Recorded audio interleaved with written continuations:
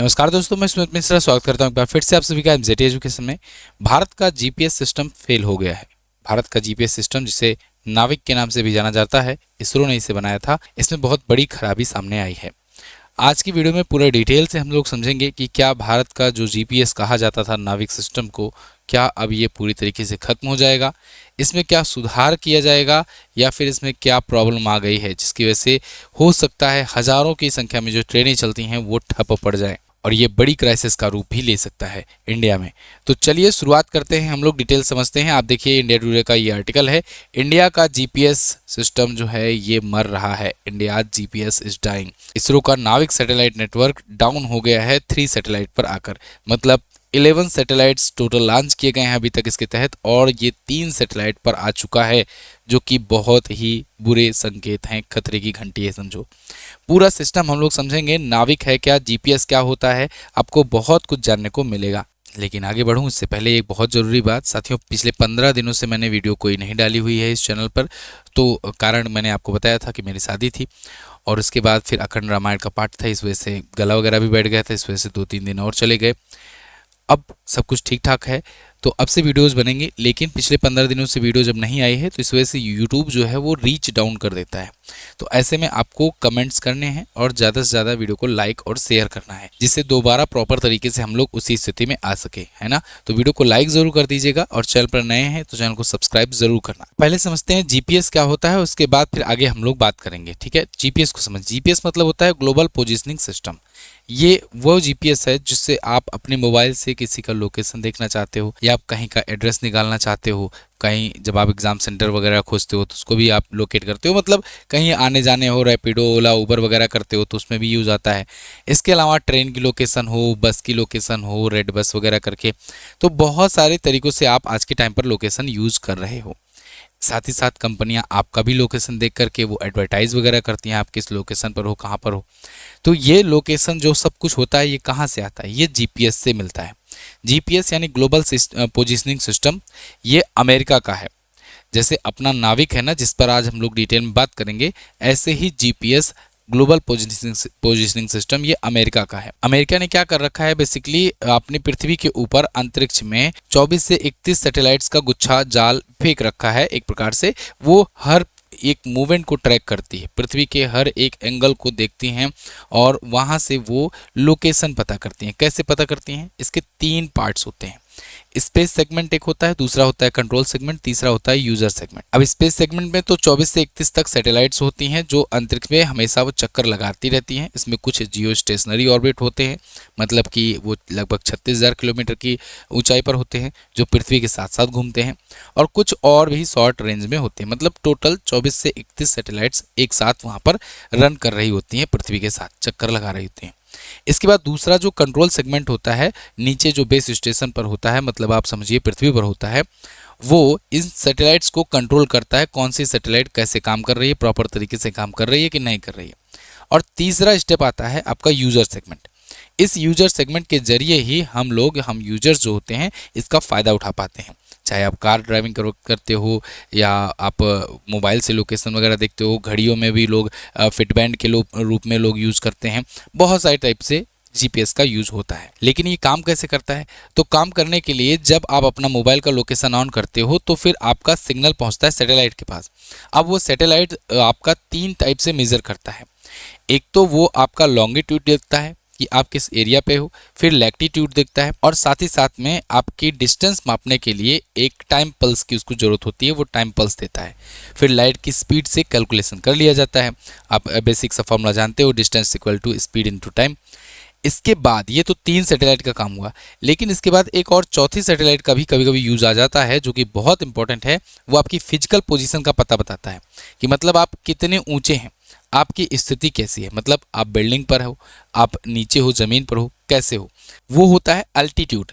तो एक लॉन्गिट्यूड, एक लैटिट्यूड और एक एल्टीट्यूड। तो एल्टीट्यूड के लिए एक चौथे सैटेलाइट की ज़रूरत होती है। इसको ध्यान से समझिए, यही एक प्रॉब्लम हुई है अपने इंडिया वाले जीपीएस में। तो जो ये एल्टीट्यूड वाला सिस्टम होता है ये अपने में खराब हो गया है। अब भारत में नाविक वाले में क्या हुआ है इसको समझिए। भारत ने जब ये नाविक प्रोग्राम लॉन्च किया ना, तो नाविक प्रोग्राम भारत ने लॉन्च किया कि भाई अब जीपीएस को हम लोग अपना खुद का बनाएंगे। कारण ये है कि मौके पर धोखा दे देता है अमेरिका। जीपीएस तो अमेरिका का है। जब कारगिल वार चल रही थी 1999 में, तो भारत ने अमेरिका से मदद मांगी थी। अमेरिका से कहा था भाई आपके पास जीपीएस है, आप जीपीएस से थोड़ा सा बता दो कि किन किन चोटियों पर पाकिस्तानियों ने कब्जा कर रखा है, या कहें कि वहाँ पर मूवमेंट हो रही है। तो फिर अमेरिका ने जीपीएस का एग्जैक्ट लोकेशन ये सब देने से मना कर दिया भारत को। भारत को वो जो झटका लगा था, उसी से भारत ने सबक सीखते हुए कहा कि अब हम अपना खुद का जीपीएस सिस्टम शुरू करेंगे, बनाएंगे। फिर 2006 के आसपास में आकर के नाविक को मंजूरी मिली और फिर इसरो ने इस पर काम करना शुरू किया, सैटेलाइट पर सैटेलाइट लॉन्च करना शुरू किया।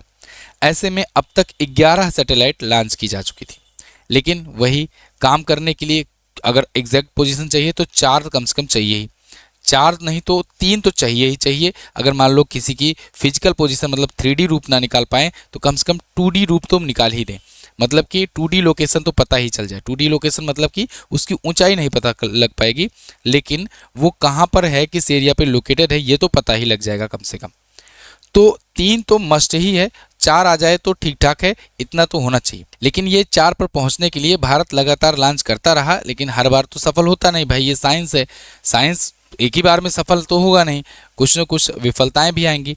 भारत अब तक 11 सैटेलाइट लॉन्च कर चुका है, जिसमें शुरुआत में 2 तो इसलिए असफल हो गया क्योंकि वो सही ऑर्बिट पर नहीं लैंड कर पाया, मतलब उसको सही ऑर्बिट जिस जगह पर पोजीशन करना था वहां पर नहीं पहुंच पाया, इस वजह से वो फेल्ड हुआ।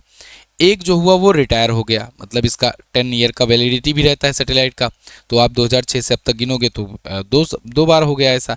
तो ऐसे में 8 बचा। अब 8 में से 4 जो है ये मैसेजिंग नेविगेशन क्षमता खो चुके हैं, मतलब इनका भी अब सही तरीके से प्रॉपर तरीके से काम नहीं हो पा रहा है। अब बचा 4 पीएनटी। इस 4 में एक जो है वो अभी रिसेंटली फेल्ड हो गया है, जिसकी वजह से मात्र 3 एक्टिव बचे हैं, और जो अब सिर्फ और सिर्फ 2D आकृति ही बनाने में सफल रहेगा, कैपेबल रहेगा, 3D आकृति नहीं मिल पाएगी। यही सबसे बड़ा फेलियर है। अब इसमें भी एक और जो बचा हुआ है ना, 3 में जो एक है ना, उसकी दिक्कत यह है कि उसकी भी टाइम स्पैन जो 10 साल की जो वैलिडिटी थी वो भी खत्म होने वाली है, जिसका नाम है IRNSS 1B। ये 2014 में लॉन्च हुआ था अप्रैल में, और इसके भी 10 साल पूरे ही हो गए हैं। तो मतलब ये अभी जो चल रहा है भगवान भरोसे चल रहा है, इसका जो एक्सपायरी डेट है वो कब का निकल चुका है, 2024 में ही। और जो IRNSS 1L है ये 2018 में लॉन्च हुआ था, ये तो अभी चल रहा है प्रॉपर। NVS 01 जो था ये मई 2023 में लॉन्च हुआ था, ये तो बिल्कुल अच्छे से काम कर रहा है, एकदम ताज़ा ताज़ा है। लेकिन 4 में से 3 सैटेलाइट ही अभी काम कर रही हैं, और चौथा वाला जो रिसीवर की घड़ी को जो एरर्स को दूर करता था वो अब खराब हो चुका है, या कहें फेल्ड हो चुका है।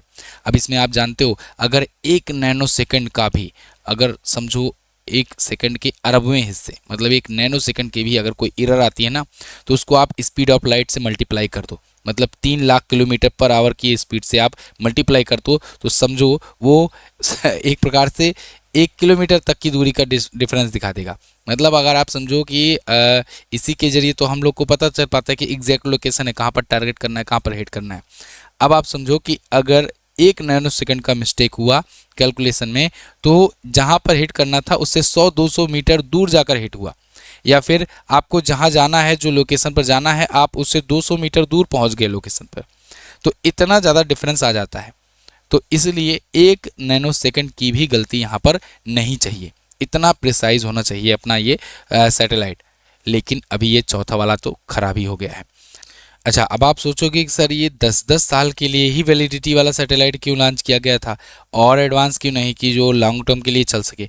तो देखो, जब हम लोग शुरू किए थे अभी इसरो को, मतलब उतना ज़्यादा इसरो उतना फंड पाता नहीं था, तो उतना एडवांस हुआ नहीं था। तो जो पहली पीढ़ी वाला फर्स्ट जनरेशन वाला हम लोग लॉन्च कर रहे थे, उसका 10 ईयर वैलिडिटी हुआ करता था। फिर हम लोग धीरे धीरे अब NVS पर, मतलब नई पीढ़ी वाले, दूसरी पीढ़ी वाले पर धीरे धीरे हम लोग शिफ्ट हो रहे हैं। तो पहली पीढ़ी और दूसरी पीढ़ी में अंतर यह है कि फर्स्ट जनरेशन जो है उसको एटॉमिक क्लॉक जो है ये लगातार इसका डैमेज होता रहता है, फेल होता रहता है, और यही इस बार भी हुआ है चौथे सैटेलाइट में। सिग्नल बैंड इसमें स्टैंडर्ड बैंड्स है, और L1 बैंड जो है ये NVS सीरीज़ में है। अब ये एक नया अपग्रेड होगा, अगर ये हो जाएगा, ये आ जाएगा, तो इससे और भी बड़े फीचर्स आएंगे। उस कौन से फीचर्स होंगे उसको हम लोग आगे अभी बात करेंगे। स्मार्टफोन में अगर बात करें तो अगर पहली पीढ़ी वाला जो रहता था तो उसमें अतिरिक्त एक्स्ट्रा हार्डवेयर ज़रूरत पड़ती थी, अगर स्मार्टफोन को हम लोग सैटेलाइट से कनेक्ट करते थे तो। लेकिन एनवीएस वाले में केवल एक सॉफ्टवेयर अपडेट डालना है और उसके बाद ये काम करने लगेगा आपके स्मार्टफोन में भी। इसके अलावा वर्तमान स्थिति ये है कि घड़ियां फेल इसमें बार बार हो जा रही हैं और भविष्य में NVS 01 पर भी हम लोग डिपेंडेंट रहने वाले हैं। अब NVS 2 पर आते हैं, जो दूसरा वाला था, जो मेन इंपॉर्टेंट था। NVS 2 लॉन्च तो किया गया अभी, लेकिन ये मिशन फेल हो गया। जनवरी 2025 में ही लॉन्च किया गया था, अगर आपको याद हो तो जनवरी 2025 में भी और जनवरी 2026 में भी, दोनों ही साल पहले पहले महीने में इसरो ने बड़ी बड़ी लॉन्चिंग करी, लेकिन दोनों ही साल पहले पहले महीने की लॉन्चिंग इसरो की फेल रही। तो जो जनवरी 2025 में लॉन्चिंग हुई थी GSLV F-15 का मिशन जो था वो NVS 02 का ही था और जो कि फेल हो गया। और ये इसीलिए था जिससे वो जो पुरानी हो रही थी चीज़ें, जो एक्सपायरी डेट के करीब थी, उसमें से ये आ जाता तो ऐड हो जाता, वो पुराना वाला ख़राब भी होता था तो कोई दिक्कत नहीं थी, नए वाले से हम लोग काम चला लेते, लेकिन एक प्रकार से अपग्रेड हो जाता सैटेलाइट। लेकिन अब ये हो नहीं पाया, फेल हो गया। फिर हम लोगों ने प्लान किया कि NVS 03 लॉन्च करेंगे। अब NVS 03 लॉन्च करना था और उसके बाद NVS 04 भी लॉन्च करना था। दोनों का ही डेडलाइन बिल्कुल करीब आ गया है, 6 महीने का समय दिया गया था, लेकिन अब वही तक वो लॉन्च नहीं हुआ है। और इस वजह से जो हमारी रेलवेज़ हैं, जो हमारी शिपिंग चीज़ें हैं, शिपिंग कॉरपोरेशन है, इसके अलावा जो ATC टावर हैं, एयर ट्रैफिक कंट्रोल टावर्स हैं, ये सब भी अब इनका भी लाइफ अधर में अटका हुआ है, क्योंकि इंडियन रेलवे की 8700 ट्रेनें जो हैं वो रियल टाइम पर आज के समय में नाविक सिस्टम का ही यूज़ कर रही हैं। अब ये अगर फेल होता है तो ये ट्रेनें भी सही टाइम पर ट्रैक नहीं हो पाएंगी। इसके अलावा समुद्री नेविगेशन में भी मछुआरों को, नौसेना के लिए सटीक लोकेशन भी अब नहीं मिल पाएगी अगर ये फेल हो जाएगा तो। इसके अलावा आपदा प्रबंधन में भी, प्राकृतिक आपदाओं के दौरान भी नाविक सिस्टम का भारत यूज करता है, क्योंकि GPS सही टाइम पर मिलता नहीं है और हम लोग भी थोड़ा सा उससे दूर हटना चाहते हैं, अपना खुद का GPS लॉन्च करना चाहते हैं। तो कुल मिला जुला करके NVS 3 जो लॉन्चिंग होनी थी वो भी नहीं हो पाई है। NVS 4 6 महीने के बाद लॉन्च होना था, ये भी अभी तक नहीं हो पाया है। और ऐसे समय में एटॉमिक क्लॉक का फेल हो जाना ये बड़ा सेटबैक है भारत के लिए और इसरो के लिए भी। हालांकि इसके बारे में जब केंद्रीय अंतरिक्ष मंत्री डॉक्टर जितेंद्र सिंह जी से पूछा गया तो इन्होंने कहा कि NVS 03 और 04 ये बिल्कुल लाइन में लगे हुए हैं, भले ही ये समय सीमा को, टाइम लिमिट को क्रॉस कर चुके हैं, लेकिन जल्द ही ये लॉन्च किए जाएंगे और ये L1 बैंड के समर्थन के साथ होंगे। मतलब L1 बैंड जो होगा ये सपोर्टेड होगा। L1 बैंड क्या है? L1 बैंड एक नया अपग्रेड है साथियों। इसके तहत आप अपने मोबाइल को सैटेलाइट से कनेक्ट कर पाओगे मात्र एक सिंगल सॉफ्टवेयर अपडेट के बाद। मतलब आपको सिर्फ सॉफ्टवेयर इंस्टॉल करना है और उसके बाद से फिर आप L1 बैंड के जरिए जुड़ पाओगे, जिससे सैटेलाइट के जरिए आपकी मोबाइल डायरेक्टली जुड़ पाएगी, सैटेलाइट कम्युनिकेशन भी संभव हो पाएगा। तो इससे हम लोग आगे आने वाले दिनों में बहुत ज़्यादा और भी फीचर्स का फ़ायदा उठा पाएंगे। इससे क्या होता है कि जैसे जो हम लोग बहुत ज़्यादा रिमोट एरिया में चले जाते हैं, जब कभी कभी मान लो बहुत बड़ा जंगल है या फिर समुद्र में बहुत अंदर चले गए, तो वहाँ पर ये मोबाइल टावर नहीं पकड़ पाते हैं। लेकिन जब आपका फ़ोन सैटेलाइट से कनेक्टेड रहेगा तो आप कहीं पर भी, किसी भी कोने में रहोगे, किसी भी एरिया में रहोगे, आपका नेटवर्क हमेशा जुड़ा रहेगा। तो ये थी इस वीडियो की एनालिसिस। आपको कैसी लगी आप कमेंट करके ज़रूर बताइएगा। एक बार फिर से आप सबसे रिक्वेस्ट करना चाहूँगा, वीडियो को लाइक कीजिए, शेयर कीजिए। ये जो नया लॉन्चिंग होने वाला है NVS 03 का, ये जब होगा तो मैं आपके लिए वीडियो बना करके दूंगा। अब देखना है नाविक सिस्टम कैसा काम करता है। आपको इस पर क्या कहना है आप कमेंट करके ज़रूर बताइए। MZT ऐप पर हमारे वीडियो कोर्सेज और ई बुक्स वगैरह मिलती हैं, आप यहाँ से जाकर ले सकते हैं। Thank you so much. जय हिंद, वंदे मातरम।